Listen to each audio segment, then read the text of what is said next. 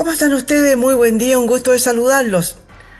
¿Ha escuchado hablar que hay niños atrapados en colegios que según la ley probablemente ya no deberían estar funcionando?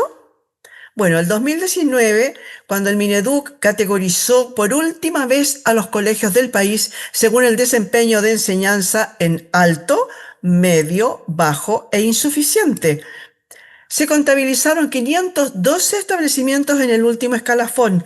En los 6 siguientes años no ha habido nuevas mediciones y se desconoce si esas instituciones mejoraron o si a lo mejor ahora son más. Vamos a conversar de este tema con Armando Rojas, docente investigador de la Facultad de Educación de la Universidad del Desarrollo. ¿Cómo estás tú? Muchas gracias por recibirnos. Buen día. Hola Miriam, muchas gracias por la invitación. Acá estamos todo bien. Qué bueno. Cuéntame.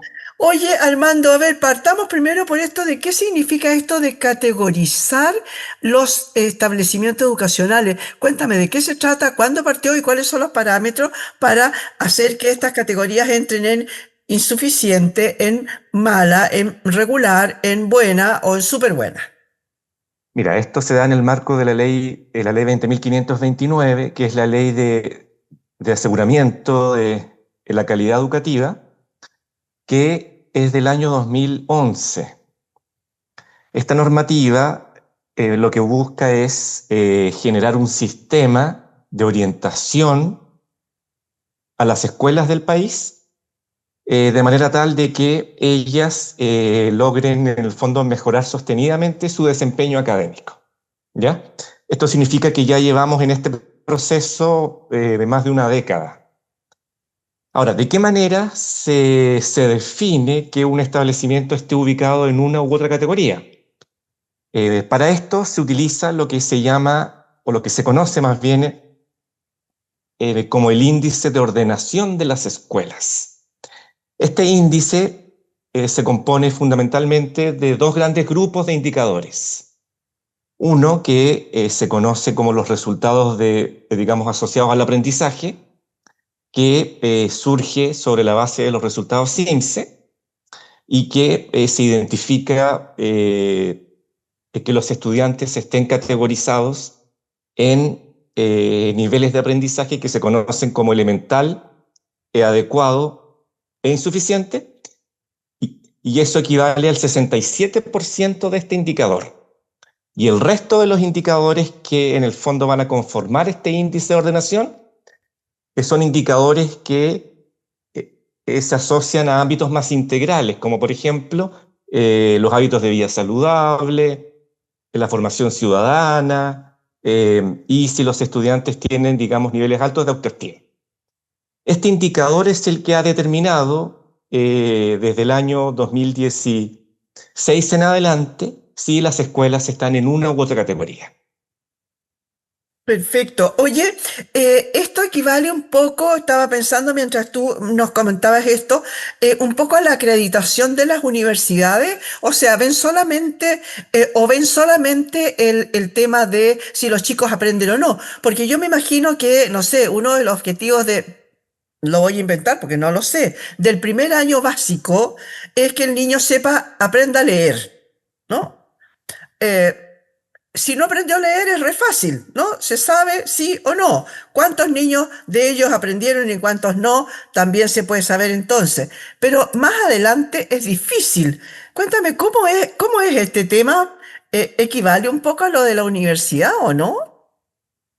El sistema de aseguramiento en la educación superior se conforma fundamentalmente por dimensiones de gestión que son más amplias, que están asociadas, por ejemplo, a gestión institucional, a investigación, se mide el nivel de productividad de los académicos, y es más bien una visión integral, entendiendo que la institución social que se conoce como universidad, por ejemplo, tiene otros desafíos y además son instituciones bastante más grandes que un colegio. Claro. Si uno piensa en las universidades privadas que hay en Chile, las más grandes tienen 25.000 Ah, estudiantes. ujú. Y un establecimiento en Chile, aproximadamente una media, si uno mira los datos, la cifra no sobrepasa los 800 estudiantes aproximadamente. Claro. Y eso implica que los focos de ambos sistemas de aseguramiento sean distintos. Ya. Ahora, ¿de qué manera funciona este índice de ordenación? Este funciona sobre la base de que, sobre la base de los resultados CIMSE que se aplican fundamentalmente en cuarto básico y en segundo medio. Ya. Ahora, hay una cosa que es importante en el fondo relevar, que es la idea de que este sistema digamos, a través del cual las escuelas se ordenan, es diferenciado para básica y media. Y acá hay un punto muy importante, Miriam, que se conoce como el inicio de este sistema, se conoce, digamos, como el proceso en régimen. Y a propósito de lo que yo señalo, el régimen se inició en básica en el año 2016 y el régimen se inició en media el año siguiente. Ah, perfecto. ¿Y eso por qué? Eso es porque así se definió en la ley y Ah, ya. esto significa algo llamativo. ¿Mm? Se podría decir que hay centros escolares que, digamos, que tienen un nivel en básica y otro en media. Ah, perfecto. Claro, claro. Oye, esto de la aplicación del Sims entonces nos dice solamente que se fijan en si los chicos están aprendiendo y cuánto están aprendiendo. ¿Eso es? Efectivamente, sí, Ya, efectivamente. ya. Ahora, partiendo de esa base, otra pregunta. ¿Todos los colegios deben ser pasados por esta categorización, sean, Sí, sean fiscales, no, públicos o perdón, ya no privados. existen fiscales, pero todo tipo de colegio, incluso los privados? Sí, efectivamente, Miriam, esto es una normativa que aplica a los poco más de 11.000 centros escolares que hay en Chile. Ya. ¿Ya? De todos ellos hay aproximadamente 700 y un poco más que son privados y esos colegios son también, digamos, categorizados en el marco de esta normativa. Oye, pero el CIMSE se ha seguido haciendo, ¿no? Sí, aquí hay una cosa muy importante de referir, Miriam. Eh, la normativa señala que los centros escolares que son categorizados en insuficiente durante 4 años seguidos deben ser cerrados. Sí, sí, ¿Ya? Es importante aclarar que esto debe ser en años consecutivos. Es decir, que si una escuela es insuficiente, luego sube a medio bajo, no entra en este proceso. Y lo segundo es que hay una resolución que es digamos, en el marco de la normativa también de la ley 20.529, que se conoce como la resolución de la mejora significativa. Y esta resolución de la mejora significativa significa digamos que las escuelas que están enfrentadas al eventual cierre disponen de un año más si mejoran en alguno de estos indicadores. Ahora, si sumamos desde el año 2016 hasta el año 2020, digamos, era en 2020 el año en que el sistema educativo chileno se iba a enfrentar o no a la decisión de cerrar estas a escuelas. esta especie Y de depuración. Ya, claro, y dado que ocurrió, digamos, la crisis sanitaria y el estallido social, ese proceso se suspendió. ya. ¿Y se ¿Mm? suspendió para Y siempre? Porque ahora eh, estamos en 2025. sí, sí, efectivamente. Eso hay una resolución que en el fondo indica que este proceso está suspendido y, y, y se supone que en algún momento hay que tomar una decisión al respecto, ¿ya? Una decisión que en el fondo debe hacerse cargo de esto porque esto está en el fondo definido en una ley y en razón de ello se debe cumplir. Claro, pero esta ley parece ser que en este momento quedó como ahí en la cuerda floja, ¿no es cierto? Como onda en la suspensión, hasta nuevo aviso, pero el nuevo aviso no Sí. sabemos cuándo. Ahora me entraron varias dudas entre medio de lo que tú dijiste. Primero, ¿el CIMSE se realiza todos los años? Sí, el CIMSE es obligatorio que se Ya. realice todos los años y además ocurrió también, Miriam, que en los primeros años de la pandemia el CIMSE no se aplicó de manera censal, es decir, a todas las escuelas. Y eso fue la principal razón de que en las escuelas, al no tener CIMSE, no se pudiesen categorizar. Claro, claro. ¿Mm? Oye, y a ver, volvamos un poco para atrás.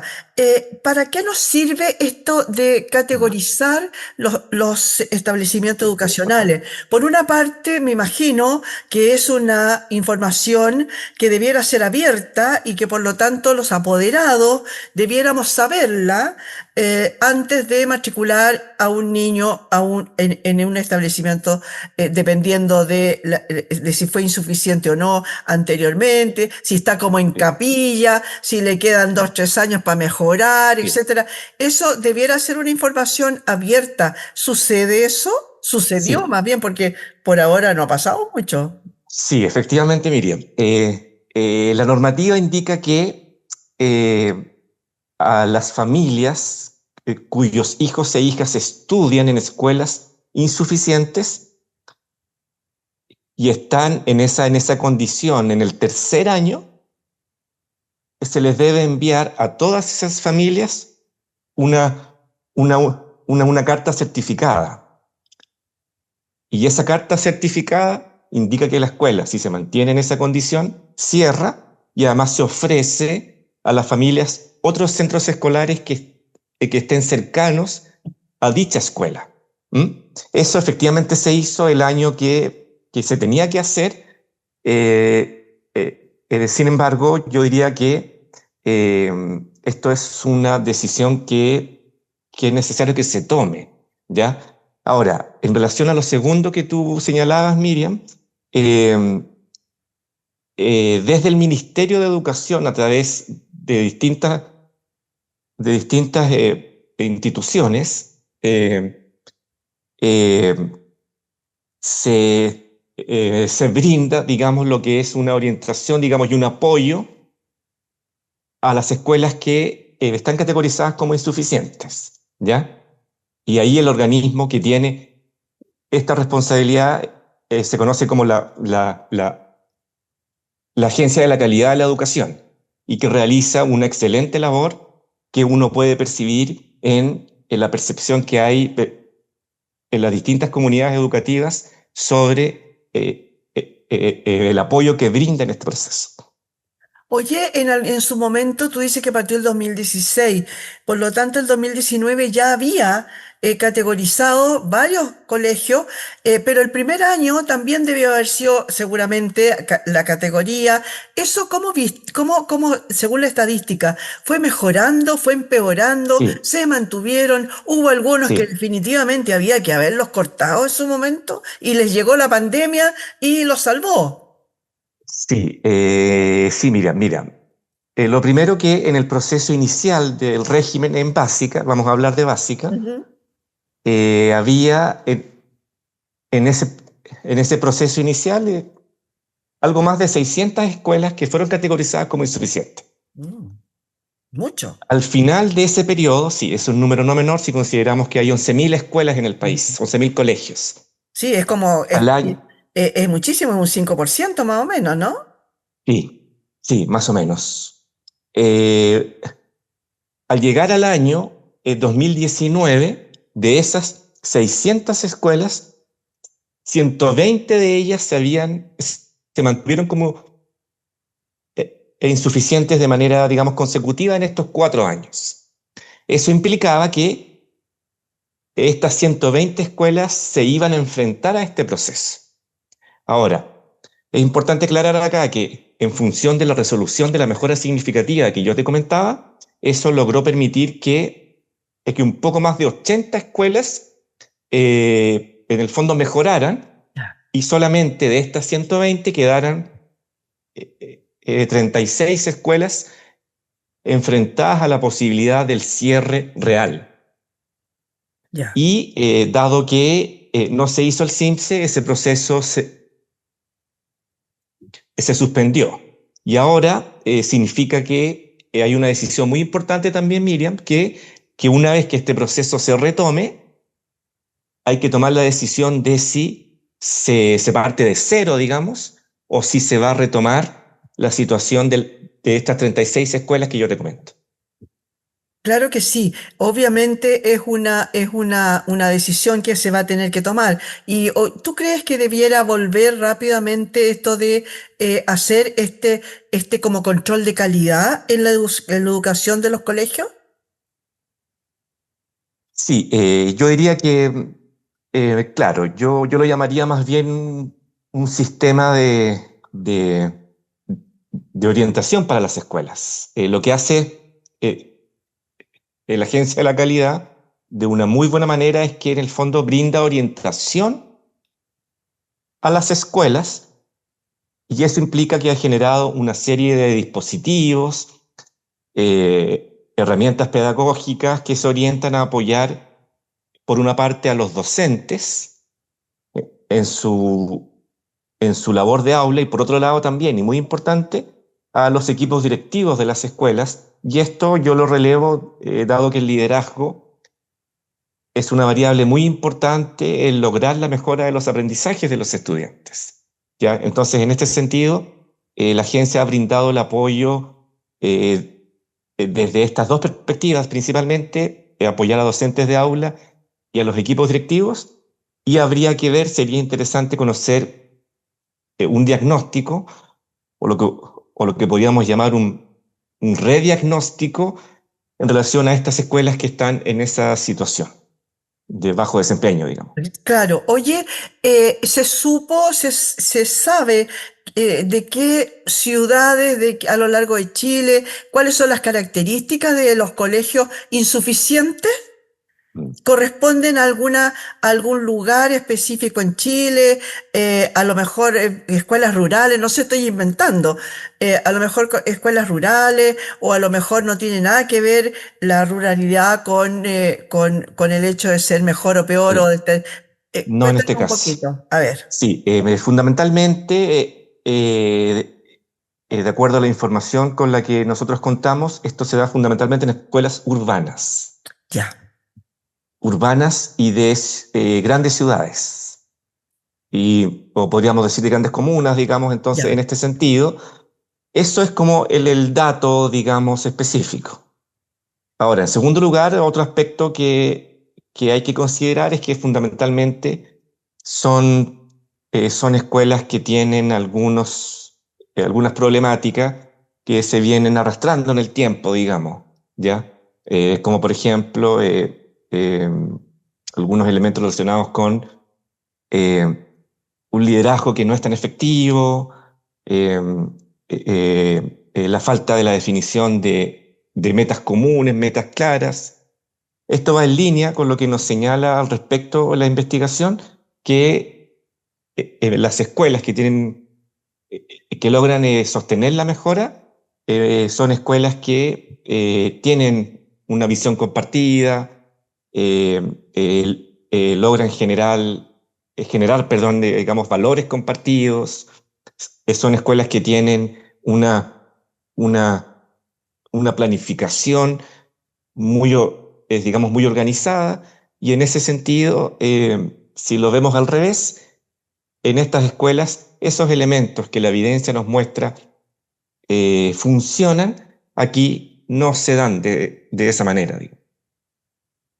Oye, este sistema de aseguramiento, como le llamas tú, creo que así se llama por lo demás, no es que tú lo hayas Así se llama, inventado. Sí. claro. Oye, este sistema de aseguramiento, me imagino que tiene la información y dice ya, no sé, X cantidad de colegios están mal, pero mal.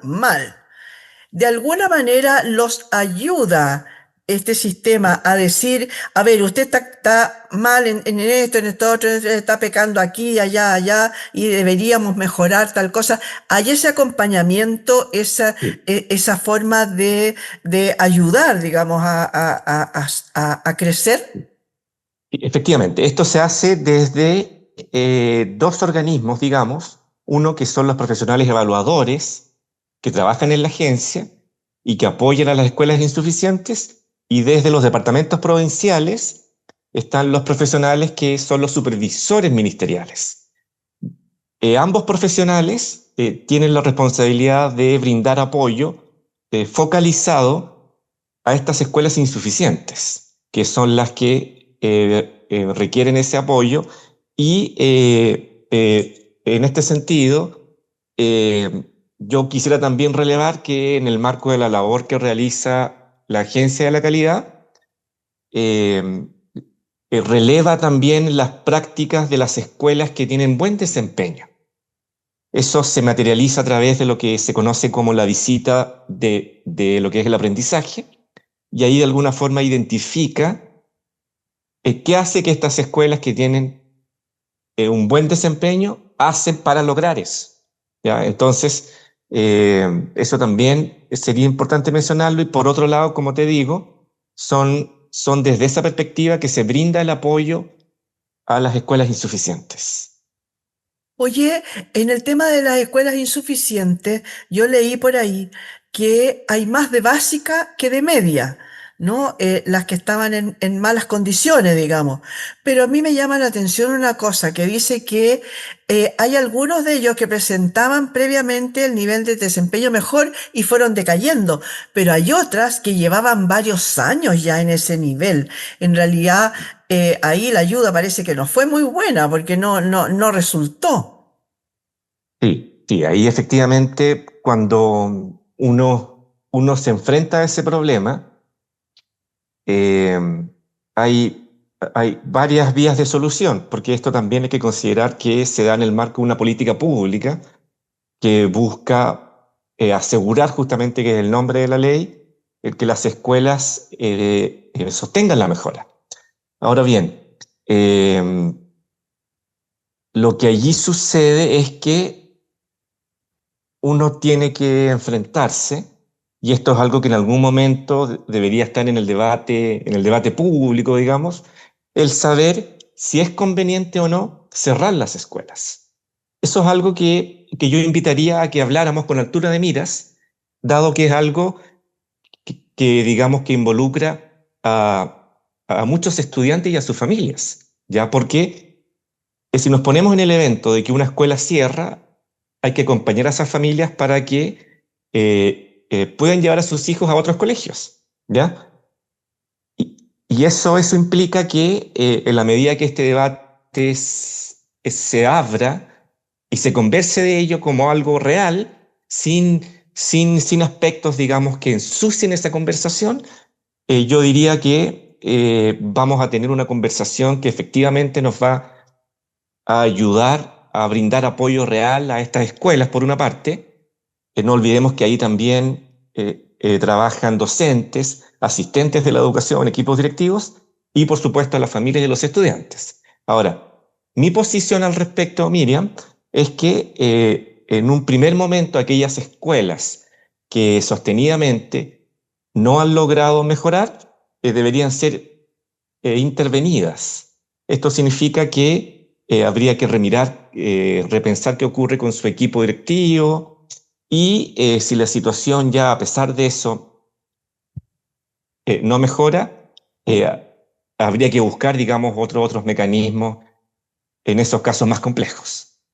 Sí, yo te encuentro toda la razón, justamente iba a proponer eso, pero ahí me asaltó una duda, y es que, ¿qué pasa si, por ejemplo, el colegio es particular y son los sostenedores los que están a cargo? ¿Sería intervenir, sería una intervención, yo no sé qué tan legal podría llegar a ser, Mm, ¿no? Porque, a ver, sí, si son él de es el derecho dueño, privado. claro, él es el dueño del negocio, tú no puedes llegar y Sí, sacarlo y decir, oye, ahora vamos a dirigir nosotros el colegio.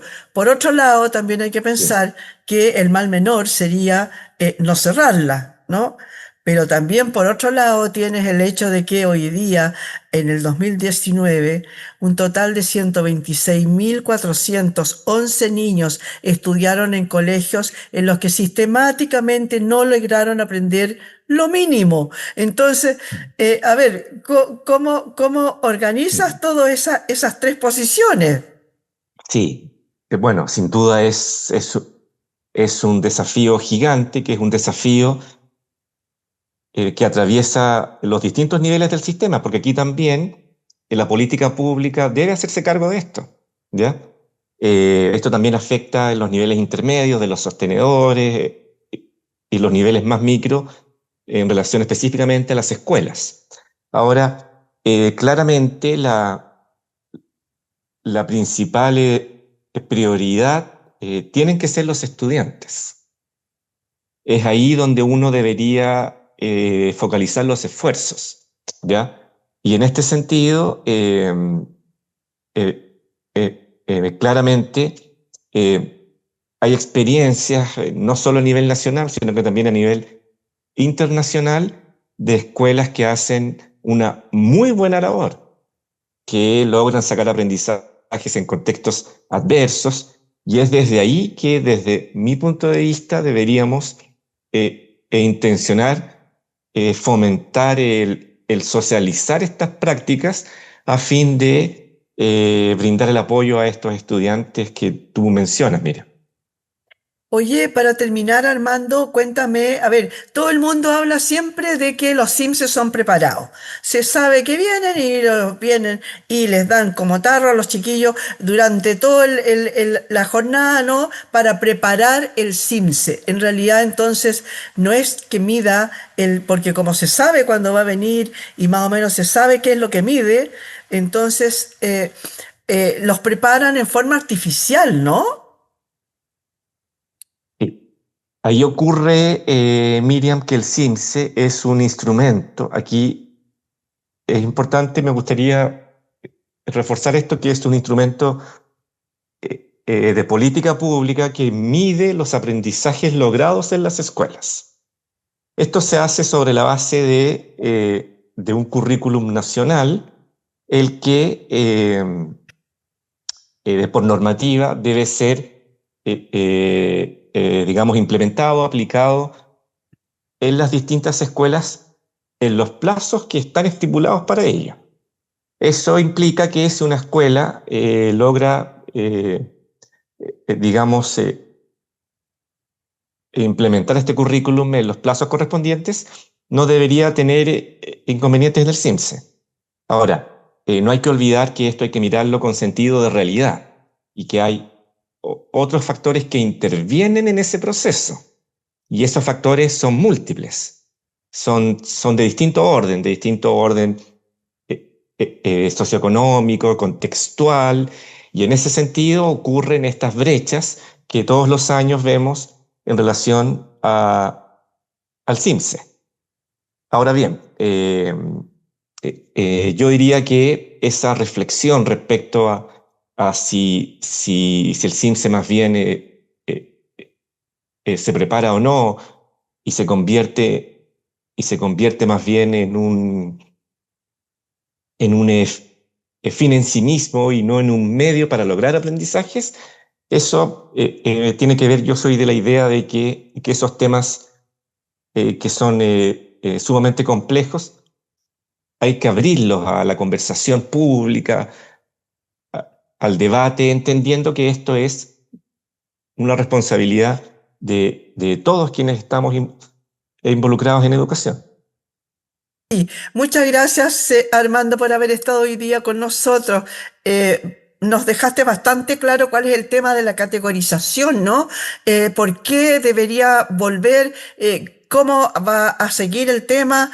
Si a foja cero, como dices tú, a lo mejor, no sé, partir desde ahí, cerrar así, hacer tabla rasa y cerrar lo malo, pero hay chicos que se van a quedar sin colegio.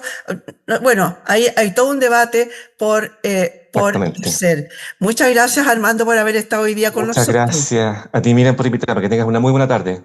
Igualmente para ti. Muchas gracias le damos a Armando Rojas, docente investigador de la Facultad de Educación de la Universidad del Desarrollo, por haber estado hoy día en este punto de encuentro.